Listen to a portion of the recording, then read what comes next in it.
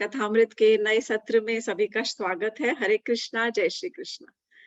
कृष्ण का जन्म होने वाला है, जो अजन्मे हैं, जिनका कोई आदि ना अंत, ऐसे अजन्मे जो भगवान श्री कृष्ण हैं, उनका जन्म निकट आ रहा है। And I am sure everybody must be very, सब उत्साहित होंगे। सबके अपने अपने प्रकार के, कोई दर्शन करने जाता है, कोई ज्यादा पूजा पाठ करता है, कोई सेलिब्रेट करता है, कोई उत्सव मनाता है, कोई व्रत रखता है। सब अपने हिसाब से अपने प्रभु को प्रार्थना करते हैं। और उस दिन खास स्पेशली, बाकी वर्ष में किसी कुछ और करे ना करे, पर जन्माष्टमी के दिन जरूर वो कृष्ण को भक्ति पूर्वक याद जरूर करते हैं और उनकी प्रार्थना करते हैं। तो कृष्ण के जन्म के बारे में हम कथा सुन चुके हैं, कुछ उनकी छोटी छोटी बाल लीलाओं के बारे में, यशोदा मैया के साथ में जो उनकी बाल लीला हुई, कुछ यशोदा के अपने ननिहाल में जाकर जब कृष्ण ने कुछ लीलाएं की, इस तरह से दो तीन कुछ चटपटी, कुछ सुंदर मधुर लीलाओं की आज हम चर्चा करेंगे।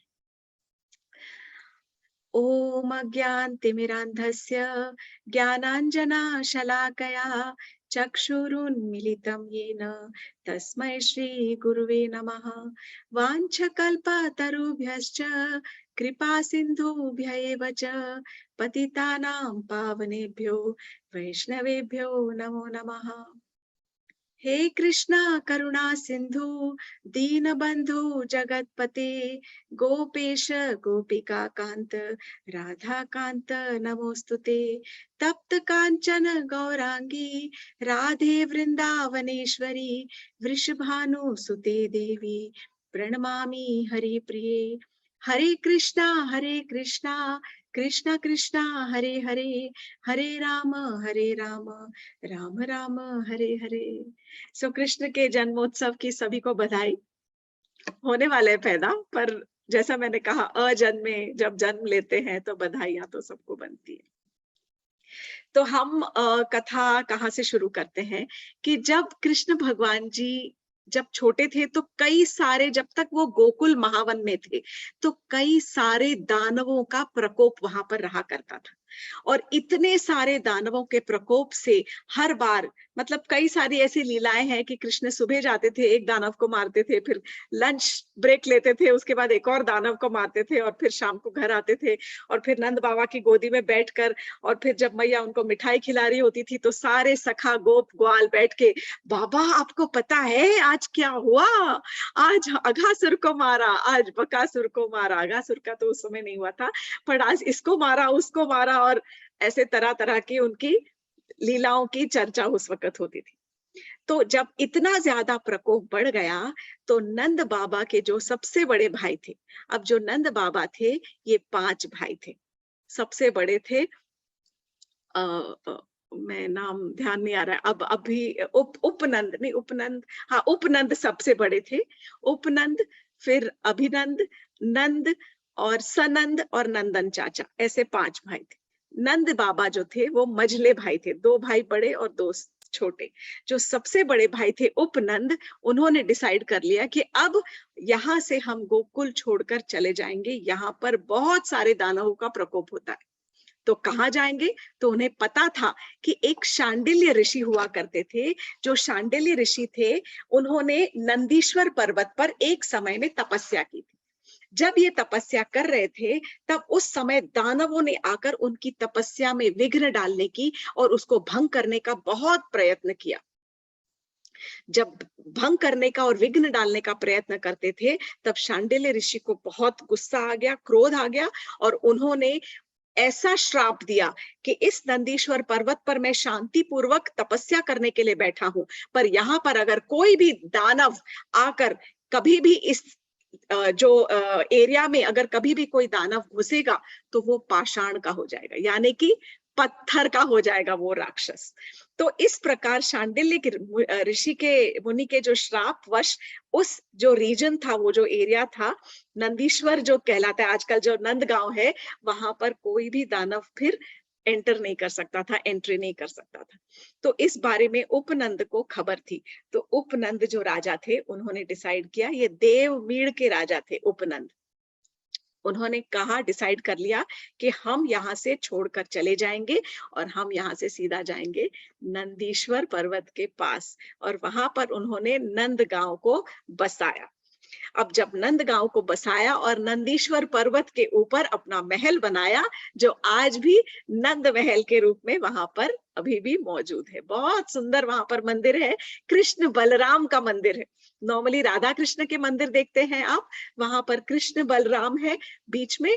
एक तरफ कृष्ण की तरफ यशोदा मैया खड़ी है और बलराम जी की तरफ नंद बाबा खड़े हैं। राधा रानी है, लेकिन यशोदा मैया की बगल में एक तरफ को राधा रानी खड़ी है।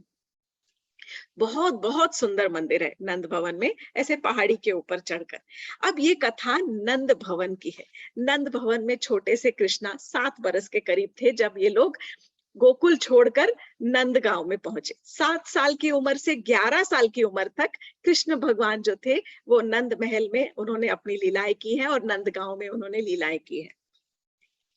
तो ऐसा हुआ कि जब पूरी की पूरी जो प्रजा थी इनकी गोकुल से निकलकर देवमीड़ राज्य की जो राजा की जो प्रजा थी, उनके जो पुत्र थे, देवमीड़ राजा के ये 5 पुत्र थे, तो उनकी सारी की सारी प्रजा जब गोकुल छोड़कर नंदगांव चली गई, तो उस समय करीब करीब थोड़े ही आगे पीछे जाने के बाद कंस जो था उसने काफी सारे अपने जो गुप्तचर और अपने सेनाध्यक्षों को इधर उधर फैला रखा था ढूंढने के लिए, क्योंकि जब से योग माया की जो उन्होंने कहा था, आकाशवाणी हुई थी कि हे कंस तुझे मारने वाला तो पैदा हो चुका है, तब से कंस के दिल में हलचल रुक ही नहीं रही थी। उसे इतना इतना जैसे बोलते हैं ना, डर अंदर से बैठा हुआ था कि कब कहां पर कौन पैदा हुआ है जिसे मैं मरवा डालूं।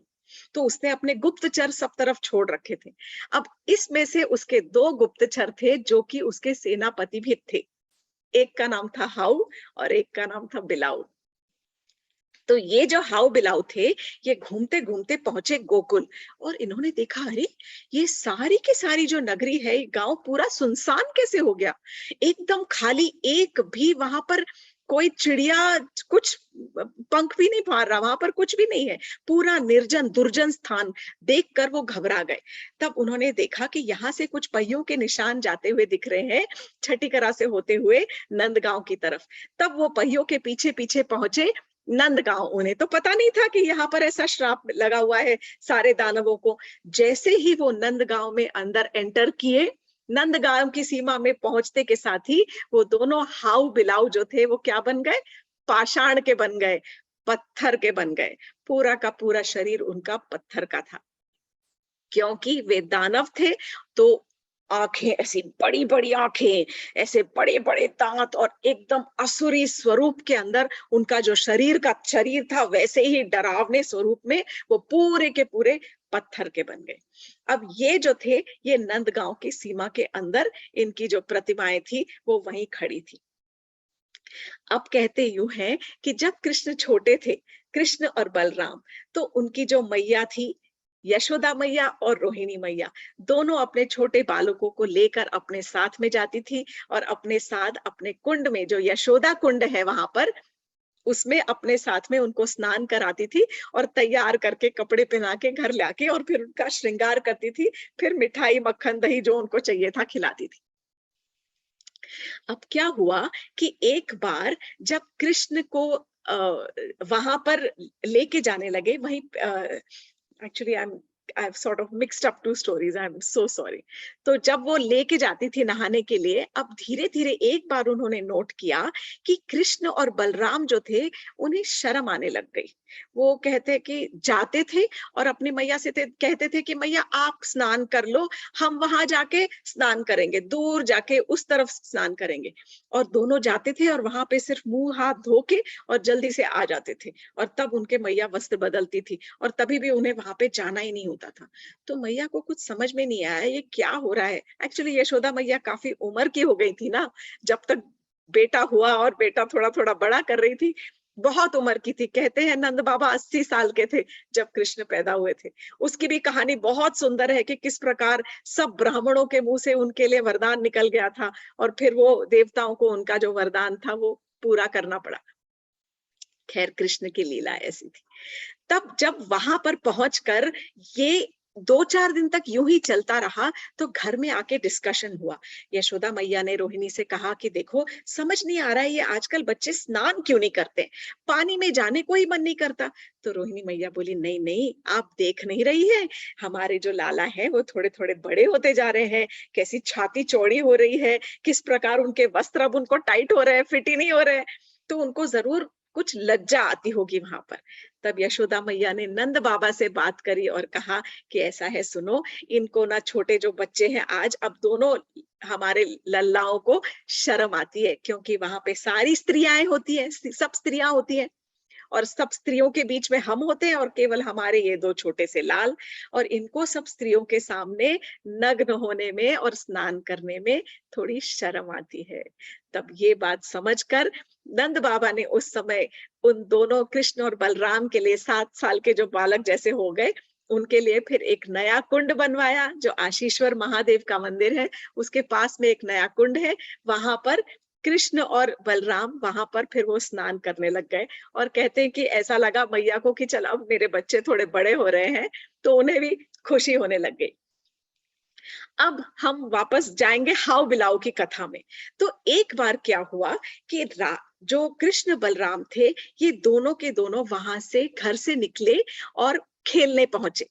जैसे बच्चे आजकल क्रिकेट खेलते हैं तो सबको बैटिंग करनी होती है, किसी का जब फील्डिंग करने का मौका आए और कोई बोले अच्छा अच्छा चलो चलो अब घर चलना है, तो वो तो खुशी खुशी वहां से भाग जाएगा। लेकिन बाकी बच्चों को क्या होता है, गुस्सा आ जाता है, जस्ट अब तुम्हारी फील्डिंग का टर्न आया है और तुम लोग घर जा रहे हो, कल तुमको बैटिंग नहीं मिलेगी।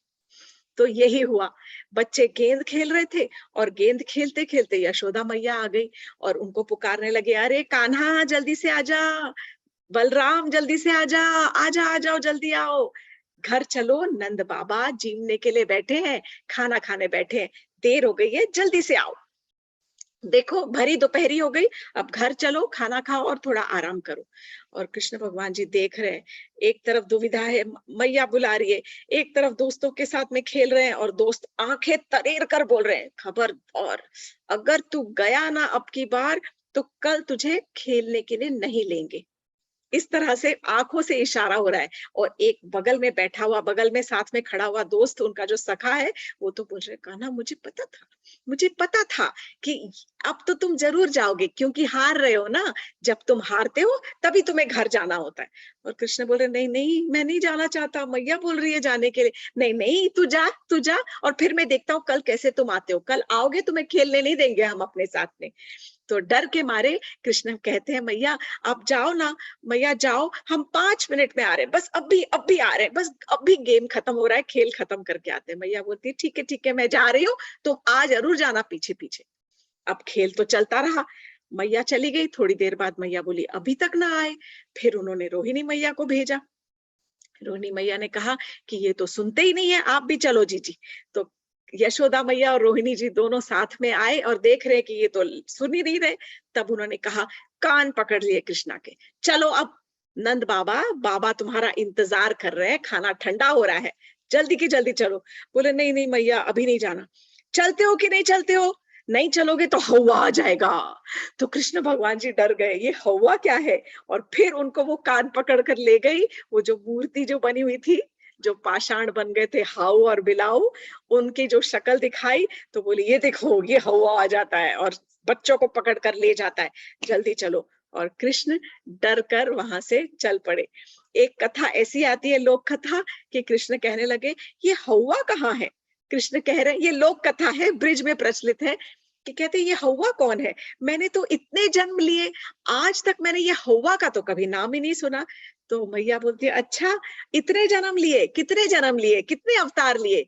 तब कृष्ण भगवान ने उनको अपने दशा अवतार का रूप का उनको दर्शन कराया। पर फिर वही है कि जब जब कृष्ण ने अपनी मैया को अपने दशावतार के रूप के दर्शन कराए, या आगे हम सुनेंगे कैसे राम के दर्शन कराए, तो वो जो उन्होंने ऐश्वर्य रूप का जो दर्शन कराया, वो उनको वात्सल्य रूप में ज्यादा मतलब उन्हें प्रसन्नता मिलती थी।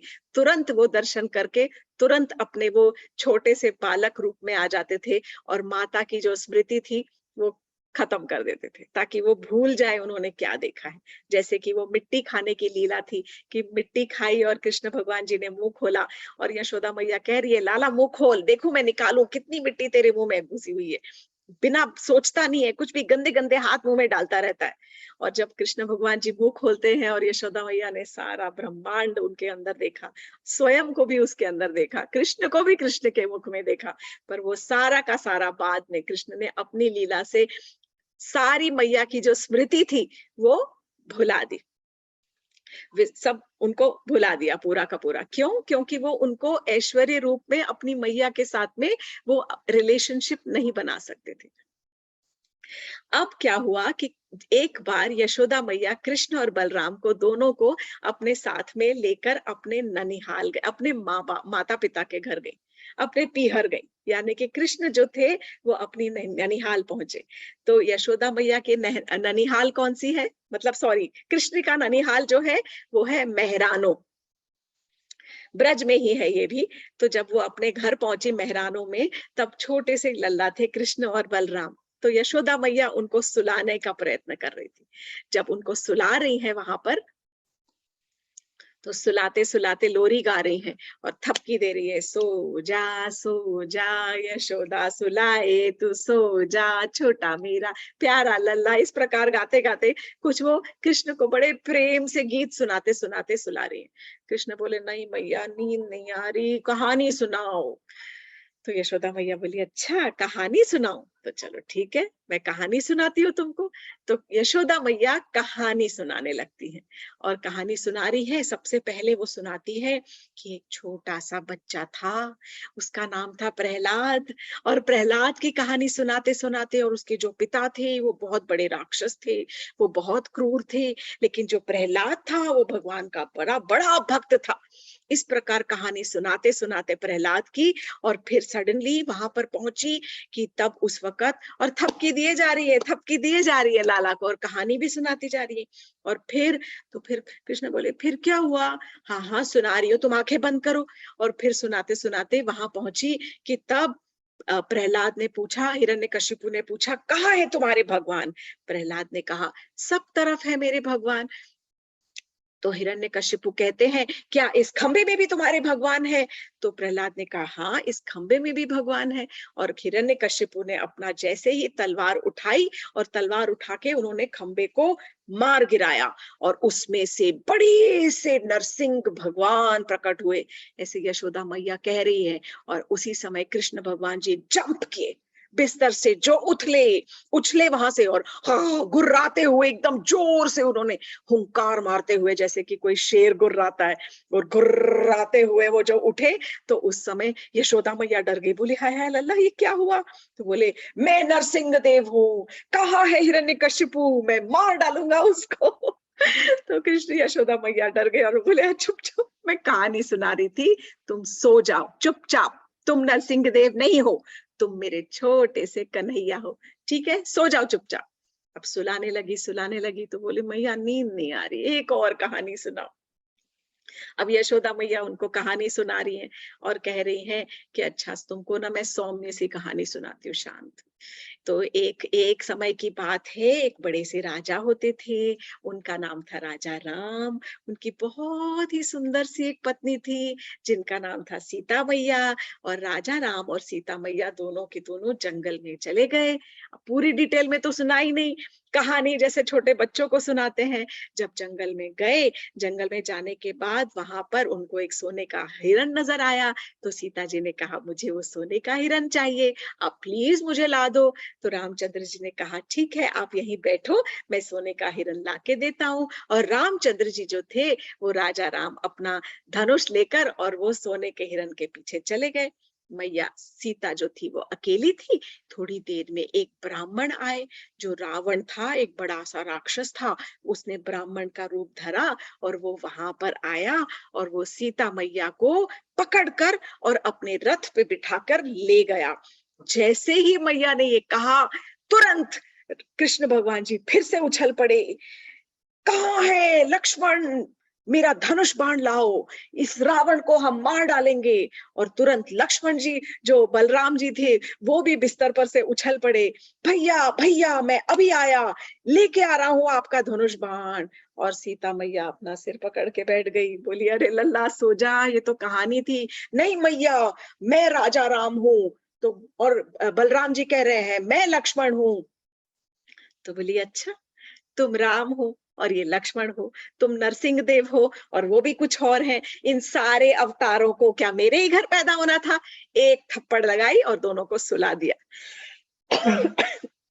खबरदार जो अब की बार से मुझे इस तरह से परेशान किया, मुझे ये राम और सीता और लक्ष्मण का ड्रामा नहीं करना है मेरे घर में। सो जाओ यहाँ पर चुपचाप। और थपकी देके दोनों को सिला दिया। मैं मेहरानों कभी नहीं गई, पर मेहरानों में एक मंदिर है जहां पर रामचंद्र जी के दर्शन और राम और लक्ष्मण के दर्शन कराते हुए कृष्ण और बलराम के जो उनकी जो प्रतिमाएं हैं, उस मूर्ति की आज भी, उन विग्रहों की आज भी पूजा की जाती है। तो ये सत्य घटना है जो घटी 5 साल से 5,500 के आसपास साल पहले, जब कृष्ण का जन्म हुआ था। एक बहुत सुंदर प्रभावती गोपी की एक कहानी सुनाने जा रही हूँ। तो एक बार की बात है, हमेशा जो, जैसा कि मैंने कहा, देवमीड़ राजा के 5 पुत्र थे। सबसे बड़े उपनंद, फिर अभिनंद, फिर नंदन, नंद बाबा, और फिर सनंदन और नंदन चाचा, सनंद और नंदन चाचा। तो सबसे बड़े जो थे, जो कृष्ण भगवान जी के सबसे बड़े ताऊजी लगते थे, वो थे उपनंद। उपनंद जो बाबा थे, उनकी जो पत्नी थी, उनका नाम था प्रभावती। बहुत बड़ी उम्र की गोपी थी, बहुत बड़ी, एक्चुअली रिश्ते में कृष्ण की ताई जी लगती थी। तो एक बार जब वो प्रभावती गोपी आई और यशोदा मैया से कहने लगी कि अरे यशोदा, तेरा लाल तो बहुत बहुत परेशान करता है, हमारे सारे खानदान की नाक कटा देगा। बोलो, हमारे पूरे खानदान में 9 लाख गैया है। कितनी गैया है, कितना दूध, कितना दही, कितना माखन, लेकिन मांग के खा ले। अरे मांगेगा तो क्या मैं मना करूंगी, पर जब आता है तब मटकी फोड़ के जाता है जरूर। नुकसान करना तो इसके खून में भरा हुआ है, और तुम इसको बिल्कुल कुछ नहीं बोलती हो। तुम प्लीज इसके कान पकड़कर इसको सीधा करो। तो यशोदा मैया कह रही है कि, बोलती है देखो ना भाभी, अब मैं भी क्या कर सकती हूँ। अगर आपको ऐसा लगता है, मैंने तो कभी उसको कोई मटकी फोड़ते हुए नहीं देखा। अगर आप उसको देखो कभी मटकी फोड़ते हुए, तो उसके मुंह में माखन भरा हुआ रंगे हाथ पकड़कर मेरे घर ले आओ, और मैं जरूर उसको, जरूर उखल से बांध दूंगी। मुझे भी नहीं पसंद कि मेरा बेटा कहीं और जाकर मटकी फोड़े। और सब, तो प्रभावती गोपी कहने लगी कि अरे फोड़ तो फोड़ने की तो छोड़ ही दो, चोरी करने की आदत पड़ गई है बड़ी बुरी। दूसरों के घरों में जाता है और जाके फोड़ के, चोरी से फोड़ के और आ जाता है। ये क्या बात हुई? मांगेगा तेरे घर मेरे घर, हम सबके घरों में क्या दूध दही की कमी है? इतना दूध, इतना मक्खन, इतना दही, सुनता ही नहीं है। अब की बार तो रंगे हाथों पकड़कर जरूर मैं लेके आऊंगी, देखना। तो यशोदा मैया बोली हाँ हाँ भाभी, अब की बार जरूर बताना मुझे। प्रभावती जो थी वो अपने घर को चली गई। अब कृष्ण भगवान जी ने एक छोटा सा प्लान बनाया, और आदत से मजबूर कृष्णा, छोटे से थे। अब उन्होंने क्या किया, अपने सारे सखाओं को जमा किया और सीधा पहुंचे प्रभावती गोपी के घर में।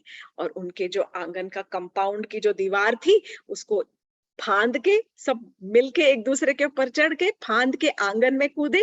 आंगन में कूद के और घर के अंदर घुसे और देखने लगे कहाँ रखा है मक्खन। अरे वो देखो, रस्सी से लटक रहा है, वो छींके के ऊपर ऐसे बड़े बड़े मटकों के अंदर मक्खन भरा है, और दही भी उन्होंने ऊपर रखा हुआ है।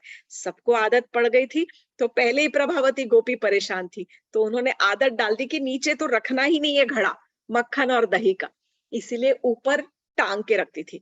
अब कृष्ण भगवान छोटे, उनके हाथ छोटे छोटे, उनके पैर छोटे छोटे, और उन्होंने क्या किया, किसी तरह से छलांग लगा रहे हैं, चढ़ ही नहीं पाए।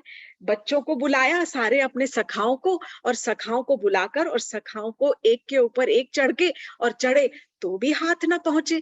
समझ ही नहीं आया क्या किया जाए। कहीं से एक उखल को पकड़ कर लाए, जैसे कोई, या कोई बूढ़ा या कुछ इस तरह से पकड़ा होगा, लेकर आए, चढ़े, तो भी हाथ नहीं पकड़, समझ नहीं आया अब इसमें से मक्खन निकाले तो कैसे निकाले। पास में दिखी एक छड़ी और छड़ी को उठा के लाए।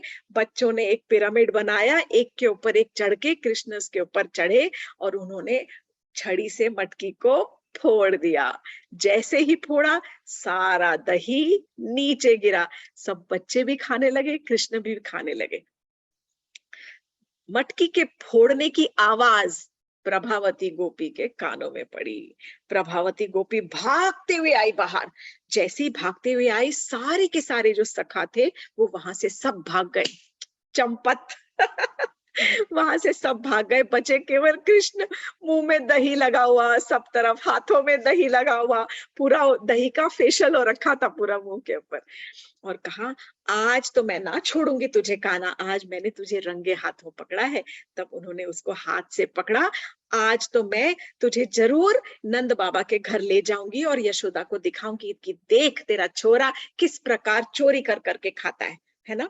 अब कृष्ण भगवान जी सर झुका के रो रहे हैं और हाथ पकड़कर वो उनको लेके जा रही है। जब हाथ पकड़कर अपने घर से लेके जा रही है, तब उस समय यशोदा मैया के नंद भवन के जैसे ही द्वार पे पहुंचने लगी, तब उन्होंने देखा कि वहां तो नंद बाबा खड़े हैं।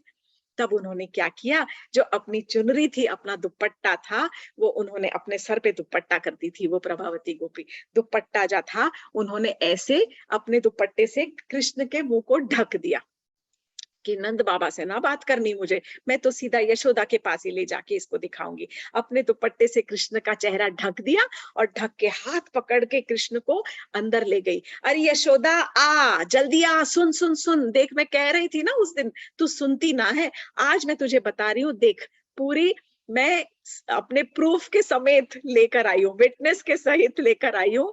देख तेरे कृष्णा को लेकर आई हूँ। यशोदा मैया जैसे ही बाहर आई, बोली क्या हुआ भाभी, क्यों इतना जोर जोर से? बोली देख तू सुनती नहीं है, मैं कह रही थी आज तेरे कृष्ण को मैं रंगे हाथों पकड़कर लेके आई हूँ।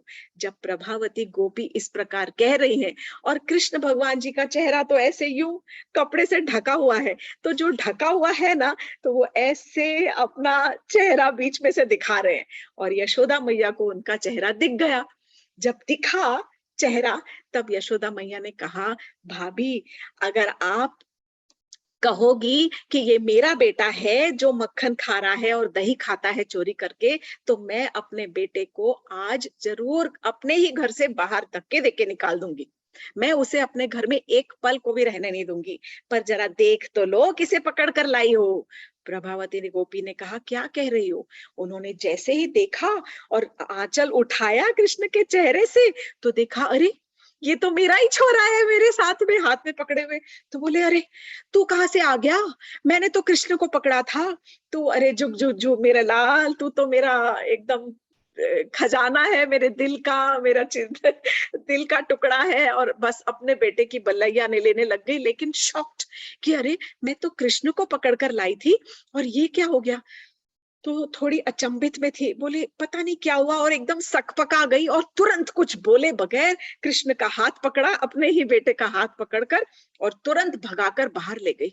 समझ नहीं आ रहा है क्या हो गया। वहां तो कृष्ण ही था, तू कैसे आ गया मेरे हाथ में? अपने बेटे से बड़बड़ बड़बड़ करती हुई और नंद भवन से बाहर निकली। जब नंद भवन से बाहर निकली तो जाकर बाहर गई, तो सोच रही है, इतने में जो उनके हाथ में जो बालक था वो तुरंत फिर से कृष्ण बन गए और बोले कि अगली बार जो आपने मुझे पकड़ा ना, अगली बार जो मुझे पकड़ा ना, तो देखना मैं आपका बेटा ना बनूंगा, मैं आपका खसम ही बन जाऊंगा, खसम का ही रूप ले लूंगा।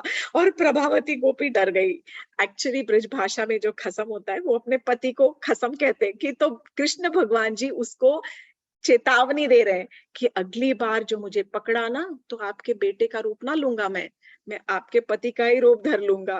तब कैसी हालत होगी, शर्म के मारे झेप जाओगी आप। मतलब इस तरह से कुछ इशारा करने लग गए। और सच में प्रभावती गोपी ने तुरंत छोड़ दिया, बोला आज के बाद तू जो कर, मैं तेरे बारे में किसी को कुछ नहीं बोलने वाली हूँ। और फिर भी वो अचंभित अपने ख्यालों में गुम और अपने घर को चली गई। इस बात की चर्चा काफी पूरे नंद भवन में फैल गई कि ऐसा हुआ, उन्होंने तो कृष्ण को पकड़ा था, पर पता नहीं कैसे बोलते हैं कि बेटा ही पकड़ के लेके आई। इस जो मैं हादसा नहीं बोलूंगी, इस लीला के बाद सारी की सारी जो बड़ी उम्र की जो गोपियां थी, सब मन ही मन तो चाहती थी कि मेरे घर में आके कृष्ण माखन खा के जाएं, परंतु उसके बाद वो उन्होंने यशोदा को शिकायत करना, यशोदा को उलाहना देना बंद कर दिया, कि उन्होंने कहा कि अगर हमने कृष्ण को पकड़ने की कोशिश की तो पता नहीं कृष्ण कौन सा रूप धरकर और कौन सी लीला दर्शाएंगे और हमें ही शर्म आ जाएगी, हम ही झेप जाएंगे और हम कुछ नहीं कर पाएंगे। So, do we have time? Okay, so we can take one more story. Very nice, beautiful story. So ये मैं यशोदा मैया की छोटी छोटी कहानियां जमा करके आपको सुना रही हूँ। तो ये प्रभावती गोपी की जो कहानी थी उसके बाद से सबने बंद कर दिया, सबके घर खुले थे। जब कृष्ण जाए कोशिश करते थे कि वो चोरी करके ना आए, लेकिन मन ही मन सब चाहती थी कि कृष्ण हमारे घर आकर हमारी मटकी फोड़ के हमारे घर का मक्खन जरूर चखें, हमारे घर का दही जरूर खाएं। एक बार की बात है, कृष्ण जब, हम बाल लीलाओं की ही चर्चा कर रहे हैं, तो कृष्ण जो थे उनके सबसे जो बेस्ट फ्रेंड थे अष्ट सखाओं में से, वो थे श्री दामा। और श्री दामा जो थे वो राधा रानी के भाई थे। तो एक बार श्री दामा दिन भर तो कृष्ण के साथ में घूमते थे और उनके साथ में गैया चराते थे। फिर जब घर जाने का समय आता था तो रोते थे, बहुत रोते थे कि अरे कृष्ण, अब तेरा साथ छूटेगा, कैसे रात बीतेगी, कैसे शाम होगी, बहुत याद आती है तुम्हारी। तो एक काम करो कि कुछ ऐसा हो जाए कि तुम हमेशा हमेशा मेरे साथ रहो। कृष्ण सोचने लगे, चलो ठीक है, सोच के बताता हूँ, पर इतना इमोशनल मत हुआ करो तुम। मुझे और भी बहुत काम करने होते हैं, मुझे रास लीला करने जाना होता है रात को। I am just joking, this is मतलब वो सिर्फ मैं ऐसे मजाक थोड़ा लाइट कर रही हूँ, पर ऑब्वियसली ये सब उन्होंने नहीं कहा। अब कृष्ण भगवान जो थे वो वापस घर पर आ गए और घर आने के बाद में थोड़े उदास से रहने लग गए। यशोदा मैया ने बोला, क्या हुआ लल्ला, इतना उदास क्यों बैठा है, देख मैंने इतने बढ़िया तेरे लिए मूंगथाल बनाया है, खाएगा? बोले नहीं मैया, मन ही नहीं हो रहा। बोले क्या हुआ क्या? बोले पता है मैया, वो जो मेरा सखा है ना श्रीदामा, वो मुझसे बहुत स्नेह करता है, बहुत प्यार करता है, मुझसे बहुत प्रेम करता है। तो बोली हाँ वो तो मैं जानती हूँ, तुझसे कौन स्नेह नहीं करता, सारी गोपियां तुझसे स्नेह करती है, सारे ग्वाल तुझसे स्नेह करते हैं, सब पूरा ब्रज भूमि तेरे से स्नेह करता है। अब बता प्रॉब्लम क्या है? कृष्ण भगवान जी बोले, मैया आप तो सिर्फ मखौल ही करती रहती हो, हमेशा सिर्फ हंसी मजाक करती हो, अरे मुझे कभी तो थोड़ा सीरियसली ले लिया करो। बोली अच्छा ठीक है ठीक है, सीरियसली, अच्छा तुम बताओ अब क्या बताना चाहते थे तुम? तो कृष्ण बोले, वो बोल रहा था कि ना कृष्ण तुम हमेशा मेरे साथ रहा करो। तो मुझे समझ नहीं आ रहा है कि मैं क्या करूं, मैं हमेशा तो उसके साथ रह नहीं सकता। तो मैंने सोचा है कि ऐसा करते हैं कि मेरा एक चित्र बनवा लेते हैं, बहुत सुंदर सा चित्र, पेंटिंग, फोटो। आजकल तो कैमरा में फोटो खिंच जाती है, उस समय ये नहीं था, ये यंत्र युग है, वो मंत्र युग था। तो कि ऐसा करते हैं कि एक छोटा सा कोई चित्र मेरा बनवा दो आप प्लीज किसी से। तो वो जो मेरा चित्र होगा ना, वो मैं अगर श्रीदामा को दे दूंगा तो वो चित्र अपने सिरहाने के साथ में रख के जब जब उसकी आंख खुलेगी वो मेरे चित्र को देखकर उसे लगेगा कि मेरा सखा कृष्ण तो मेरे साथ है, तो बहुत खुश रहेगा वो। तो यशोदा मैया हंसने लगी, तेरा चित्र? मैया ऐसे क्यों बोल रही हो? तो अरे तेरे चित्र में क्या रखा है, सफेद कागज के ऊपर कुछ काली लकीरें खींच दो तो बस हो गया, कृष्ण का चित्र बन गया। सफेद कागज के ऊपर काला कलूटा तो है। तो कृष्ण तो रोने लग गए जोर जोर से, मैया आप मेरा मजाक उड़ाती हो। तो कृष्ण ने बोला, नहीं नहीं, तू तो मेरा लाडला है, मेरा प्यारा है। तो ऐसा करते हैं कि मैं इसके लिए कुछ उपाय ढूंढती हूँ। तो यशोदा मैया ने बुलाया, चिकसौली में रहती थी चित्रा सखी। चिकसौली एक गांव है बरसाना के बहुत पास में। चिकसौली में रहती थी चित्रा सखी, जो कि राधा रानी की अष्ट सखियों में से एक सखी है। And she is an expert at painting, वो चित्र बनाने की कला में निपुण है एकदम। तो चित्रा सखी को बुलवाया गया। यशोदा मैया ने सारी कहानी कह सुनाई और चित्रा सखी से कहा कि चित्रा ऐसा करो, जरा मेरे कृष्ण की एक बहुत सुंदर सा चित्र बना के तुम मुझे दो, ताकि वो चित्र मेरे कान्हा जो है वो अपने जो प्रिय सखा है श्री दावा उसको देंगे वो। चित्रा सखी बहुत खुश हुई, बहुत खुश हुई कि मुझे सेवा का अवसर मिल रहा है और मुझे कृष्ण की सेवा का अवसर मिल रहा है, तो मुझे मेरे तो बहुत भाग्यशाली हूं मैं। चित्रा सखी एक बहुत सुंदर से एक पेड़ के नीचे जाके बैठी, अपना सारा पेंटिंग का सामान लेकर और एक चित्र बनाने की कोशिश करने लग गई। अब चित्र बनाने के लिए एक छवि का मन में उतरना जरूरी होता है। आजकल तो लाइव किसी को बिठा देते हैं, यूं बैठ रहे हैं, यूं बैठ रहे हैं, जैसे बैठना है और बैठ के पोज करके और उनका आप चित्र बना दो। पर यहाँ पर उन्होंने क्या किया, मन में कृष्ण की अलग अलग छवियों को विचार करके अपने मन में बिठा रही हैं कि कृष्ण किस प्रकार इस ऐसे त्रिभंगी रूप में खड़े रहते हैं, और कृष्ण किस प्रकार कुछ अगर बांसुरी बजा रहे हैं तो कैसे होते हैं, गैया चरा रहे हैं तो कैसे करते हैं, कृष्ण भगवान अगर शंख बजा रहे हैं तो कैसे बजाते हैं, कृष्ण भगवान अगर खेल रहे हैं, छड़ी लेके डांस कर रहे हैं, तरह तरह की उनकी छवियां जो थी रास लीला करते हुए, कितनी छवियां उनके मन में तैरने लग गई, घूमने लग गई, और वो डिसाइड ही नहीं कर पा रही थी कि मैं किस छवि के ऊपर फिक्स करके और ये पेंटिंग बनाऊं। तो चित्र बनाने के लिए बहुत बहुत बहुत समय व्यतीत हो गया, और उनसे शुरुआत ही नहीं हो रही थी। एक लकीर खींचती, फिर बोलती नहीं नहीं, फिर दूसरा कुछ खींचती, नहीं नहीं। तब उन्होंने जाके ललिता सखी से बात की। ललिता सखी कृष्ण राधा रानी की खास प्रिय सखी है। तो बोली, ललिता ऐसा है कि मुझे ये सेवा का अवसर तो मिला है, पर मेरे मन में कोई छवि ही नहीं बैठ रही कि मैं उस छवि का एक चित्र बनाऊं। तब ललिता ने कहा, चित्रा, तुमने राधा से तो बात की ही नहीं। एक बार राधा से मिलती, राधा से एक बार मिलने से ही तुम्हारे मन में कौन सी छवि आएगी, वो बैठ के तुरंत फिक्स हो जाएगी। परंतु तुम कृष्ण का चित्र बनाने जा रही हो, इसलिए तुम्हें राधा से अनुमति लेना बहुत ज्यादा आवश्यक है।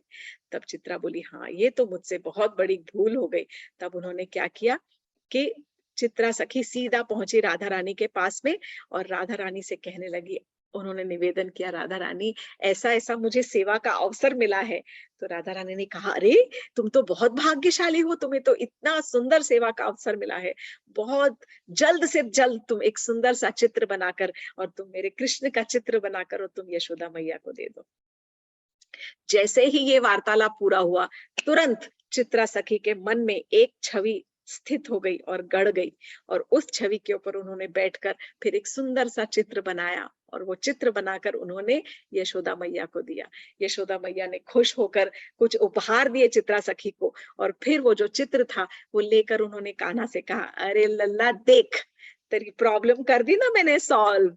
सब बच्चों को समझ लेना चाहिए कि mothers can solve every problem अगर वो सुनेंगे तो मैया ने इस प्रकार से चित्र बनवा के और कृष्ण को दिया, और कृष्ण ने वो जो चित्र था वो अपने सखा श्रीदामा को दिया, और श्रीदामा रोज अपने साथ रात को सिरहाने पे उस चित्र को लेकर सोते थे, क्योंकि दिन में तो कृष्ण के साथ में गैया चराने जाते थे, और जब वो रात को आते थे शाम को, जब जब उनका मन भारी होता था, कृष्ण को देखने का मन करता था, तब वो चित्र देखकर और चित्र के साथ में बातें करते थे।